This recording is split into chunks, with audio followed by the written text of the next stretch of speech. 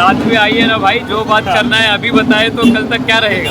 आज बता दीजिए, कल भी बताना कि किस विषय में। युवा मोर्चा के अन्य कार्यक्रम में भाग लेने के लिए मैं त्रिपुरा आया हूँ।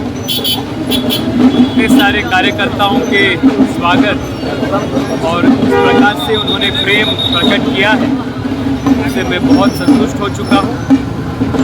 त्रिपुरा के युवाओं के साथ मिलकर नया त्रिपुरा बनाने के लिए, नया भारत का सपना के साथ काम करने के लिए, हम संकल्प करने के लिए यहाँ आए हैं। आज और कल 2 दिन का कार्यक्रम है और फिर एक बार त्रिपुरा आऊँगा बीच में। बहुत अच्छा लगा आप सबसे मिलकर, धन्यवाद।